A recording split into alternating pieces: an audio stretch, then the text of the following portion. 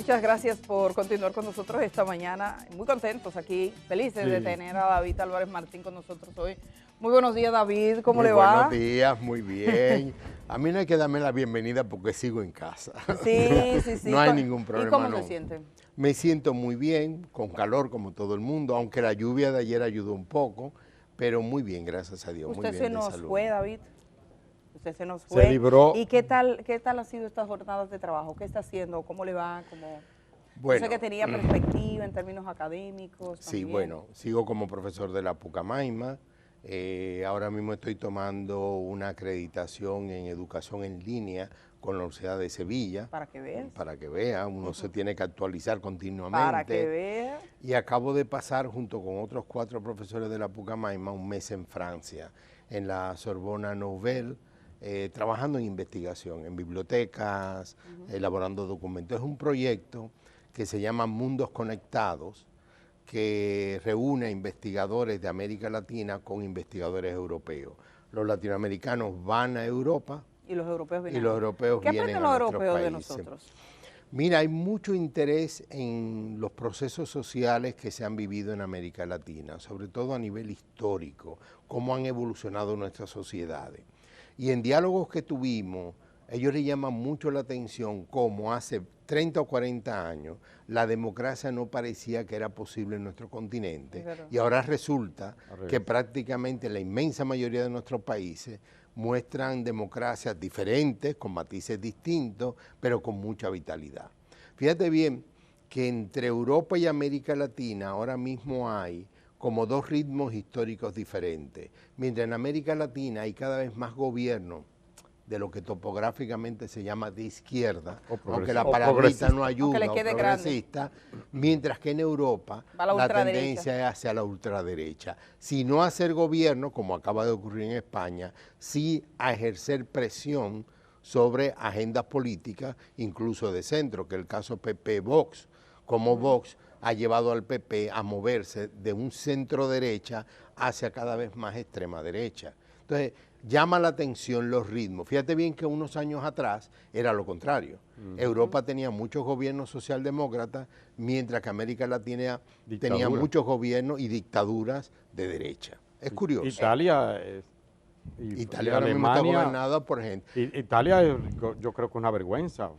Perdón. Para nosotros los latinos, Sí. si me está viendo algún italiano o algún europeo, para nosotros es una vergüenza que ustedes estén en esa situación. Mira, Italia, Hungría, Polonia, son gobiernos... Alemania también. Alemania ha ganado influencia. Incluso estando nosotros en Francia ahora, que fue todo el mes de junio, fue cuando ocurrieron los grandes levantamientos, sobre todo de migrantes, jóvenes migrantes de países árabes y africanos que viven, en el caso de París, se han hecho barrios. Como en la periferia. Como Ciudad Juan Bosch. Imagínate Ciudad Juan Bosch en grande, en varios lugares en las periferias, donde están más aislados, no hay tanta oportunidad de trabajo, no hay salud, la educación es mala y basta cualquier pequeño conflicto. De segunda, le hay una entrevista que yo vi de un profesor o unos profesores hablando con un grupo de estudiantes, técnicamente todos franceses, nacidos en Francia, pero hijos de inmigrantes, y una chica de origen africano le preguntó al profesor, ¿pero usted es francesa? Y ella dijo, no, pero perdóname, tú naciste en Francia, tú tienes la nacionalidad francesa. No se considera francesa. No, no soy francesa. ¿Y por qué no eres francesa? Porque soy negra. Son excluidas. Claro, soy negra. O sea, ser negro te excluye de ser francés en la lógica de ella y de muchos de los migrantes. Pero Francia, la culta, Francia democrática, ¿usted siente que hay un retroceso en general entonces a nivel europeo en ese sentido? Porque antes era lo contrario, aquí hay gente que se iba, por ejemplo, a Suecia. Yo conozco gente que se fue exiliado aquí, por ejemplo, a Italia, y fue acogido allá muy bien. El boom latinoamericano se cocinó en Europa, no aquí. Fue allá donde se encontraban ellos, en Barcelona, en París. El boom latinoamericano de literatura. Mira, yo pienso que hay varios factores. Uno, el principal factor económico. Lamentablemente, cuando hay crisis económica, cuando los precios suben, cuando hay menos oferta laboral, lamentablemente hay liderazgos que empujan a una actitud xenófoba, racista. O sea, son los extranjeros los que no están quitando el trabajo. Sobre todo porque si los gobiernos no pueden satisfacer las necesidades internas, es más fácil culpar echar la culpa. Y lo segundo, lamentablemente, ha ido disminuyendo la presencia del pensamiento en filosofía, en literatura, en la formación de los europeos. Ha habido una tendencia educativa que lamentablemente ha cobrado mucha vigencia en el mundo, donde lo importante es lo técnico. Eso de tú dedicar años a estudios humanísticos. Entonces el resultado es que la reflexión, la capacidad reflexiva de decir, espérate, todos somos seres humanos, debemos construir sociedades cada vez más abiertas, tolerantes. Ese es el caso español. Tú agarras el caso español y esa visceralidad de la extrema derecha se corresponde a que educativamente en España, mostrado por especialistas, fue bajando desde hace 20, 30 años las horas dedicadas a filosofía, a historia, a literatura. ¿Eso es lo que explica fenómenos como Vox? Sí, porque entonces tú tienes jóvenes que llegan a su etapa adulta y no han pasado por procesos reflexivos, son más fáciles de manipular. Recuérdate, por ejemplo, Inglaterra. Inglaterra fue engañada utilizando herramientas de y ahora algunos mentira. se arrepienten. No, si ahora mismo hacen un plebiscito en Inglaterra, todo el mundo quiere volver a Europa. Entonces fueron engañados y llevados a esas circunstancias. Permítanos, David, sí, vamos a darle un cafecito, ¿verdad? Un café caliente para que su amiga Kenia está ahí. Kenia, ¿cómo está? Gusto de verte de nuevo, gracias. Entonces, bueno, es curioso eso, todo lo que le ha ocupado. Este es un tiempo, porque usted habla de casi de esa renuncia a pensar. Sí. Donde pensar no está de moda. Pensar, porque sí. La gente, fíjese, hasta para los periodistas a veces yo digo, bueno, vas a ir a un programa, ¿y en qué momento piensas? Se improvisa, todo parece improvisado, los titulares, la gente se queda con los titulares. Y copiado y pegado. Tuve una noticia. Y en 10 periódicos la misma noticia. Lo mismo, párrafo por párrafo. Y te puede poner la Policía Nacional un intercambio de disparos legal. Y un reconocido delincuente. No, sí. Pero lo de reconocido viene de Dios, pero un intercambio de disparos legal y nadie piensa y dice, oye, que el intercambio de disparos aquí no es legal. Correcto. Te puedes decir que fue en defensa propia o lo que sea, pero no puedes legalizar. Legalizamos con las palabras. Y sobre todo esa cultura de copiar y pegar. Vemos muchas redes sociales. Y usted, un acontecimiento, antes usted leía 3 medios, 4 medios y usted construía una historia. Usted dice, bueno, allí me entero de un dato, aquí me entero de otro dato, ahora aquí me entero ahora, es el mismo dato. El mismo dato y en el mismo párrafo. ¿Qué está pasando con nosotros? Porque esa también, el mismo tema de las redes sociales que fomenta más diálogo, pero ¿cuál es la característica esencial de ese diálogo? ¿Hacia dónde vamos? Y de estas democracias, porque si bien está pasando esto en Europa y nosotros podríamos estar muy esperanzados acá por ver lo que está pasando en América Latina. Me decía un político europeo que quizás el que está ya más a la derecha de la derecha podría ser el más de izquierda aquí. En el criterio de que... No creo que Abascal llegue tanto. No tanto, pero ni algo. Meloni, no, ninguno. Pero vamos a ver. Mira, hay varias cosas en juego aquí. Ahorita hablaba del descenso de la parte educativa en el terreno de las humanidades y de las ciencias sociales. O sea, estamos teniendo serios problemas en Europa, pero también en América Latina, por tendencias, corrientes educativas que proponen lo que importa es que el individuo sepa apretar tornillos, prender máquinas, pero no que esté pensando sobre lo que es el ser humano, cómo una sociedad se puede hacer más justa. Eso está haciendo que muchas de las juventudes que salen son más fáciles de manipular, porque al final se le está apelando a algo que llamaríamos de sentido común. Tú eres español, tú eres francés, y de repente aparece este señor con otro color, con otra religión, a veces con otra lengua, y pretende ser tan español o tan francés como tú, y de repente le apelan al sentido común y dice, eso no es posible, no puede ser de esa manera. En el caso dominicano, ¿ustedes se imaginan algo más horrible que una camiona? Y como que casi nadie le duele eso. Vi un trabajo de César Pérez. César Pérez lo planteó, señores. Wow. Es que usted recuerda que hemos hablado de eso, que es la reivindicación de ser gente. De ser gente, entonces eso es terrible y ya lo hemos asimilado como algo natural. Lo vemos en la calle y no nos provoca ningún problema. ¿Ustedes se imaginan cuántos padres llevando a sus hijos, digamos a la escuela o lo que sea, se topan con ese vehículo? Y estoy seguro que en algún momento alguno de sus hijos le habrá preguntado, ¿y qué es eso, papá? Esa ignominia. No, digamos que el niño o la niña o el jovencito no lo califica, simplemente dice, ¿qué es eso? tenerle que explicar lo que es eso. Y tenerlo que explicar quizás con más vergüenza que otra cosa, tener seres humanos como animales. Con un niño, Miren, un niño colgando. Exacto, y la madre madre encerrada. tratando de eso. Entonces, yo creo que ese es un aspecto importante, el aspecto educativo. El otro aspecto es que las redes sociales han generado un ambiente donde el odio, las pasiones, se comunican con una gran velocidad. Yo siempre, lo hemos comentado incluso cuando estaba aquí con ustedes todos 3 días a la semana, yo decía, hay un mundo de Twitter, de todas las demás redes sociales, y está el mundo real.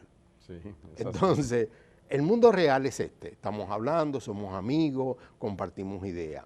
En Twitter no es así, en Twitter son tiros, insultos, cuentas anónimas que de repente atacan a una persona, que lo difaman, que proclaman pequeños eslogan de odio, no a tal cosa, empuja esto. El mejor caso, casos como Trump o Bolsonaro en nuestro continente, fíjate cómo estos dos casos, Trump y Bolsonaro, se apoyaron mucho en ese tipo de redes sociales y en apelaciones básicas e instintivas. Bueno, David, tenemos a 2 jóvenes estudiantes, Germán. Le vamos a dar paso breve porque estudian comunicación. Sí, son para que estudiantes de formulen comunicación de la OIM. una pregunta. Carlos y su compañero están aquí. Vamos a ver, adelante. Buenos días, jóvenes, buenos días. Sí, buenos días. Los nombres de ustedes en primer lugar y si tienen alguna pregunta para David. Sí, mi nombre es Eliran Riz. Somos estudiantes de la OIM del primer cuatrimestre. Entonces, Tan jovencito, nuevecito. Sí, y bueno, ¿y por qué quieren estudiar periodismo? Bueno, a mí en lo particular me gusta porque es una voz que muchas personas no tienen. Y entonces hay personas que desearían tener esa libertad de expresión más amplia y a veces no tienen la oportunidad o no tienen el chance. ¿Y su compañero, por favor, su nombre? Mi nombre es Carlos de Jesús. ¿Qué le preguntaría usted a David Álvarez Martí? Recuerde que es filósofo. Sí. Bien, lo que me gustaría preguntarle a base sobre la educación, ¿cuál es la diferencia que existe entre este país, República Dominicana, o algún otro país del continente americano? ¿Qué piensa sobre eso? ¿Qué piensa, sí, sobre la calidad de educación? Y bueno, gracias por estar aquí, los Gracias, despedimos Carlos. hoy, que tengan un feliz día. Gracias. Gracias por estar, ellos vinieron a ver un poco, eso pasa, suele pasar y le vamos a dar ese chance a los estudiantes cuando estén acá. Gracias a los dos. David, le dejamos con esta pregunta. Muchas gracias y me alegro mucho. Que graben para que hagan su tarea. Claro, ¿no? Y me alegro mucho de que gente joven esté preocupada en formarse como periodista, como buenos periodistas. Mira, hay varios estudios que salen regularmente sobre el desarrollo de la educación. Normalmente tratan de medir elementos cuantitativos, cuánto dominio de matemática, cuánto dominio de lectura. En ese caso, República Dominicana no está más lejos porque está en el último lugar. El estar en el último lugar tiene una desventaja y es que tú puedes retroceder y sigues en el último lugar. Sí. O sea, no saltas a nadie hacia atrás. Si estás en último lugar, tú puedes seguir ¿Realmente retrocediendo. estamos en el último lugar? Sí, en muchas áreas sí. En muchas áreas, Solo pero bueno, mejorar. Haití nos lleva, o no se considera dentro de habría que ver, indudablemente si Haití está incluido en el tema, incluso el sistema educativo haitiano en gran medida está cerrado. Exacto, por ejemplo. no está operando. Pero entonces, ¿qué ocurre? Ese es un aspecto, el aspecto cuantitativo. Ahora, hay otro aspecto que es más cualitativo, que era lo que yo ahorita mencionaba. Los estudiantes que son formados en democracia, donde el profesor no es un tirano, sino es alguien dialogante, que sabe llegar a acuerdo con sus estudiantes. La educación que trata de promover un cierto sentido de igualdad, reconocer que hombres y mujeres, extranjeros, nacionales, viejos, jóvenes, somos iguales, merecemos el mismo respeto, somos personas.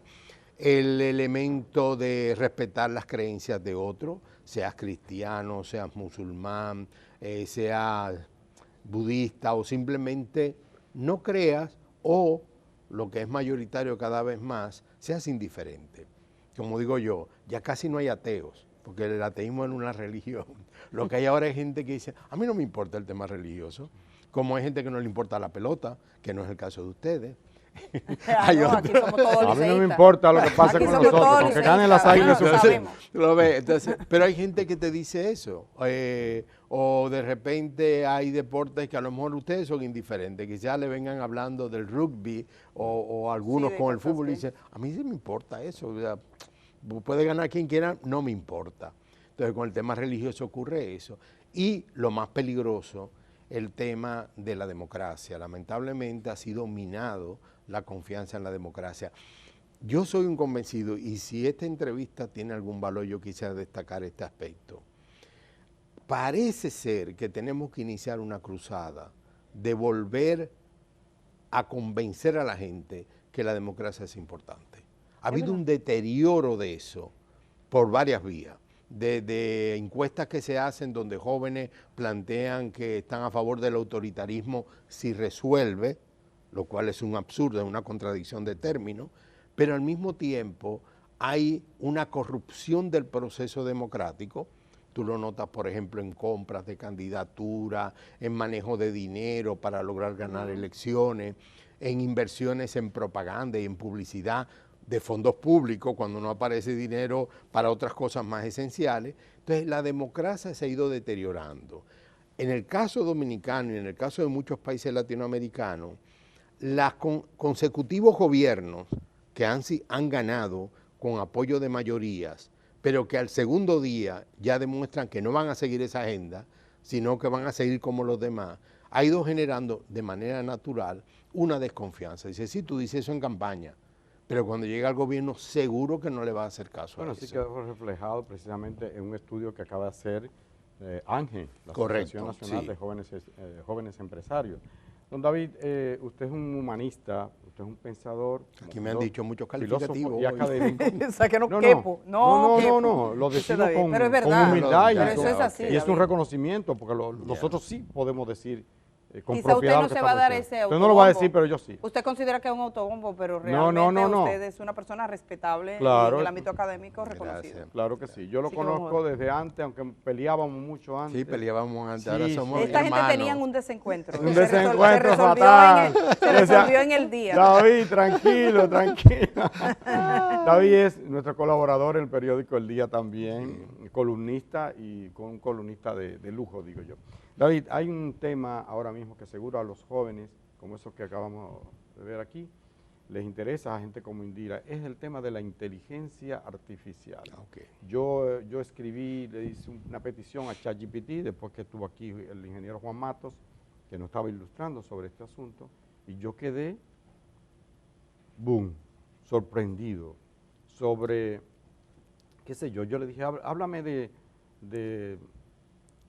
del cambio climático, tal cosa, tal cual, la incidencia que tiene, y me hizo prácticamente un ensayo, pero en segundos. ¿Qué tanto puede incidir esto, el tema de la inteligencia artificial, en esa capacidad de abstracción, de razonamiento, de reflexión que deben tener el joven profesional hoy día o el ciudadano común? ¿Cómo ve esto como una amenaza o como una oportunidad? Mira, déjame comenzar dando una referencia que anótenla e invítenlo. Monseñor Alfredo de la Cruz Valdera, el obispo de San Francisco de Macorís, ha abierto un blog, lo abrió hace un par de meses, sobre el tema de inteligencia artificial, porque es una inquietud del personal. Él estudió en Alemania, entonces tener un obispo interesado en ese tema y que sabe del tema. Es casi una contradicción. Sí, pero es interesante. Invítenlo un día a hablar. Sí. Él tiene un blog. Tú buscas Alfredo de la Cruz, Lo busca. inteligencia vamos a artificial, ver. tiene un blog y cada vez más gente se le suman y opinan. Déjame llevar el tema de inteligencia artificial, es mi opinión personal, a un plano muy simple. Hubo un momento en el desarrollo de la humanidad que alguien descubrió que mover algo pesado utilizando troncos, que es el principio de la rueda, facilitaba el trabajo. Mover un gran bloque, poniendo troncos debajo, metiéndole algo de grasa, movían hombres con menos fuerza como para moverlo, podían moverlo. Después se descubrió que la polea servía lo mismo. Es decir, tú tienes algo pesado, lo pones en una polea, jalas, y lo que no podrías cargar directamente con la polea sube. La inteligencia artificial, como todas las técnicas que el ser humano ha desarrollado, tiene la ventaja que nos puede brindar muchos beneficios a la hora de hacer trabajos, planificar, organizar, etcétera, etcétera, etcétera. Por supuesto, también puede servir para hacer juegos, puede servir para hacer los famosos ensayos, puede servir para muchas cosas. Pero recuérdense que es algo elaborado por el ser humano. No le podemos echar la culpa. Es como si cada accidente de tránsito donde hubiera un fallecido, la culpa la tuviera el carro. No, espérate. La culpa la tiene el conductor, no el carro. Los carros no son asesinos. Asesino es el que coge un vehículo y sale a manejar a toda velocidad. La bomba no es la que mata, es el que lanzó la bomba. O el cuchillo no. O el cuchillo no va solo a matar. Entonces, yo creo que en ese sentido, fruto de la ignorancia, como cuando se habla de neurociencia o de posmodernidad, yo veo gente hablando montones de disparates. Lo primero que se le ocurre, cuando no hay un análisis de fondo, y la pregunta es, ¿quién hizo eso? ¿Quién hizo esa inteligencia? ¿Quién construyó esos algoritmos? ¿Quién elaboró esas conexiones en una máquina, en una computadora, para lograr eso? Entonces, yo pienso que el tema de la inteligencia artificial es una herramienta que algunos países, personas, compañías, grupos, la van a utilizar para daño de otras personas, como las bombas, como los carros, como muchas otras cosas más. Recuérdate la dinamita, que incluso llevó a la creación del premio Nobel por lo mal que se sentía. El pobre Alfredo. Sí, el pobre Alfredo descubrió que en vez de ser para minas, para abrir camino, la estamos utilizando para matar personas. Entonces yo creo que en ese sentido la inteligencia artificial es una herramienta, no es un dios, no es un... es una herramienta. Como en algún momento, me imagino que a ti y a mí, Germán, más o menos al mismo tiempo nos pasó, cuando estábamos en bachillerato, que cayó en nuestra mano la primera calculadora. Ay, ay, ay. Una tontería, Sí, que sumaba, restaba, multiplicaba y dividía y tenía las letras en color ámbar. No, después llegó uno Sí. Texas Instruments Y tenía aquella grandota, el coseno, Y el los seno. Inmensa. profesores de matemáticas decían, no traigan eso, No, van a dañarlo. Computadora van a- sí. Pues ya hoy en día eso es normal. natural. Exacto. Y el celular y todo. El celular, todo eso. Entonces, la inteligencia artificial es una herramienta inventada por seres humanos. El daño o no beneficio... hay que tenerle miedo, pues. A quien hay que tener miedo a los seres humanos que la usan. Sí, sí. Entonces, ahí tiene que haber controles. Esa tasa es un arma. Esa tasa es un Dependiendo que la arma. tenga, Hay tasa muchas o formas ya. de hacer daño utilizando no la inteligencia artificial, cualquier cosa que uno se puede imaginar, pero también mucho bien. Por ejemplo, el desarrollo de la química y de la biología puede aportar mucho en medicina, pero también puede crear armas biológicas. Tú sabes, mi pregunta siempre es lo mismo. La técnica en sí misma no es mala. La pregunta es, ¿quién la desarrolló y para qué fines? Esa es la pregunta, a mi David, entender.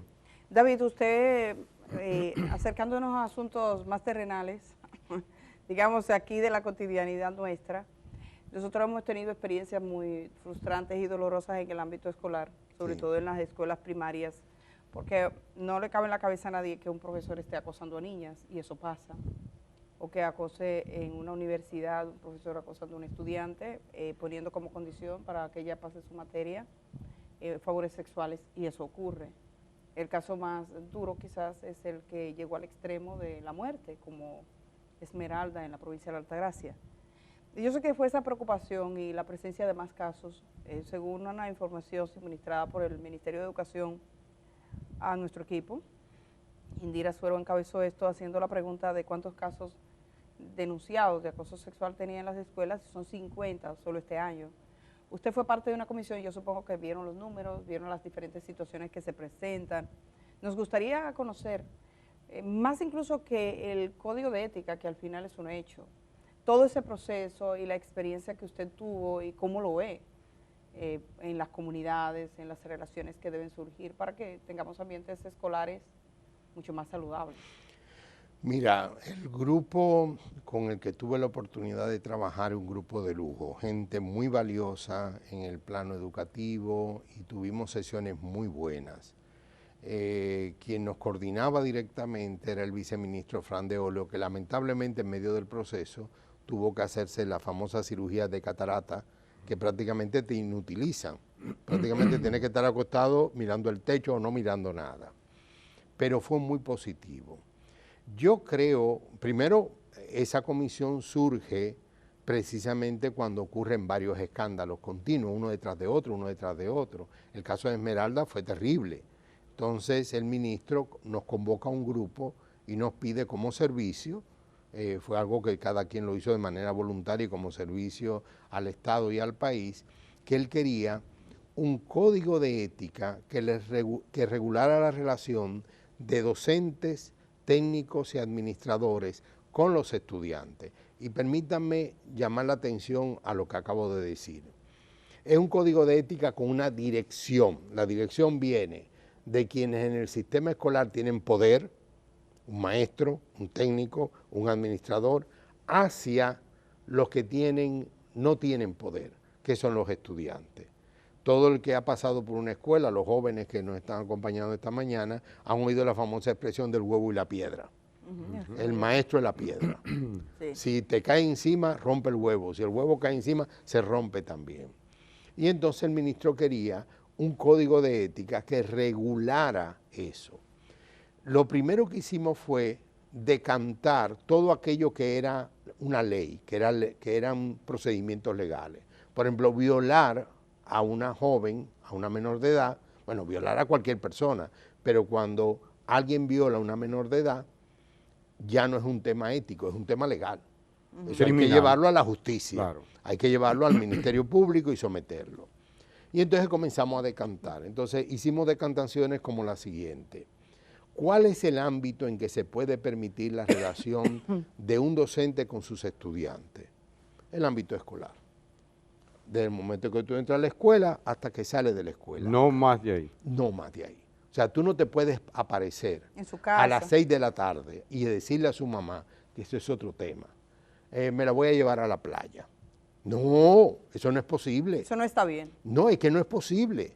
Ya, o sea, claro. Entonces, y es bueno que lo escuchen los padres. Sí, no, es que eso no es posible, ni es sano, ni es correcto. Excepto, me imagino, don David, que se trate de una actividad extra. Bueno, sí, o sea, sí vamos a un paseo lo incluimos. De la escuela. Y en ese caso se tienen que cumplir muchas condiciones. La primera, que tenga un objetivo pedagógico. Es decir, estamos en La Romana, vamos a ver la zona colonial de Santo Domingo, una gira muy típica, yo la hice cuando estaba en San Juan, de jovencito, vámonos a la capital a ver la zona colonial.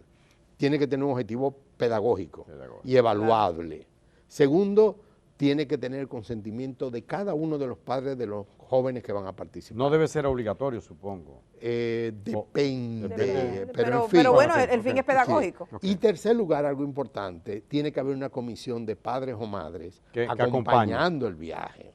Y no es que el maestro va a ir a la casa, me la llevo. No. Eso no Entonces, funciona así. Al mismo tiempo se estableció, entre otros factores, que la relación virtual, porque ese es otro aspecto, no puede estar fuera de los canales controlados por el sistema educativo. O sea, si yo tengo clase con un grupo de estudiantes que la tengo utilizando plataforma, tengo que hacerlo dentro del sistema de la universidad y que la universidad pueda supervisar en cualquier momento lo que se está hablando, lo que se está diciendo. Yo tengo entendido que hay universidades aquí que tienen sistemas así y que han detectado profesores tratando de hablar con estudiantes a las 11 de la noche. Y no solo eso, sino que yo no puedo dar el salto y comenzar a intentar comunicarme por otras vías con ese estudiante. Eso no se puede. Antiético, entonces, ese código de ética, su finalidad era controlar el poder del profesor. Entonces también se incluyeron cosas como el bullying, por ejemplo. Un profesor no puede, porque un estudiante, qué sé yo, tenga el pelo que se lo tiñó de rojo, no puede decirle el del pelo rojo, no, ese tiene nombre. Y hay que tratarnos con nuestros nombres. También los estudiantes en relación a los profesores. Pero en este código estábamos pensando profesores, técnicos y administradores hacia los estudiantes, controlar el poder que ellos tienen. Sobre códigos de vestimenta, bueno, si el centro tiene un código de vestimenta determinado y el estudiante y su familia cuando entró aceptó ese código de vestimenta, tiene que aceptarlo. O sea, esa es otra discusión aparte. Si no tiene un código de vestimenta, el profesor no se puede inventar su código de vestimenta.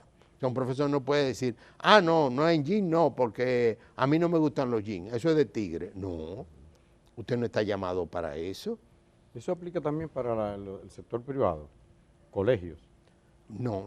Solo para el sector público. Está pensado para el sector público. Ese código para el sector público. Sí, pero me imagino que en el sector privado deben de estar, conozco 2 o 3 experiencias mucho más avanzadas que el sector público en eso. Tienen código de ética y tienen mucho control de la relación profesor-estudiante. ¿Ustedes recibieron casos específicos de las denuncias, por ejemplo, las conocieron? ¿El tipo de transgresión? Conocimos ¿Qué tipo de mucho. transgresión es más común? Y también, porque ya conocemos mucho lo de los maestros, pero generalmente son hombres los acosadores. ¿Tuvieron casos de maestras? Y la otra pregunta es, ¿el personal administrativo qué tanto influyó? ¿Qué tanto tiene? Y las víctimas, si son niñas o niños. Déjame decir lo que puedo decir.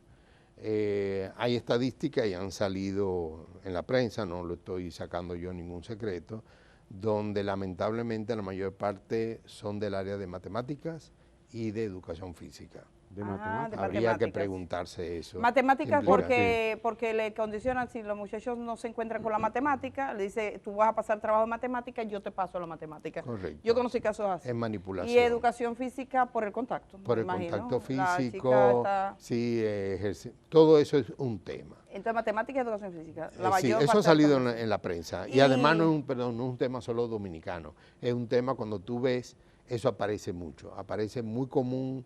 ¿Qué tipo de experiencia docente te conduce a eso? ¿Encontraron mujeres acosando? Sí, incluso salieron en la prensa, una profesora que incluso estaba participando en estos canales sexuales, Sí. que quería de alguna manera reclutar estudiantes y todo. Sí, Tenía una cuenta en OnlyFans, algo así. Con los estudiantes. Entonces, yo pienso que por ese lado. Ahora, déjeme hacer una observación, y esto es importante que todo el mundo lo oiga. El problema más grave no es el sexual. No. ¿Y cuál es? El problema más grave es la manipulación que ejercen muchos docentes a la hora de querer establecer la calificación de determinadas materias, doblegando al estudiante o haciéndole sentir su poder. O sea, hay una cultura autoritaria que se expresa en muchas prácticas docentes, donde, vuelvo al cuento del huevo y la piedra, o sea, yo soy el que te voy a poner la nota al final.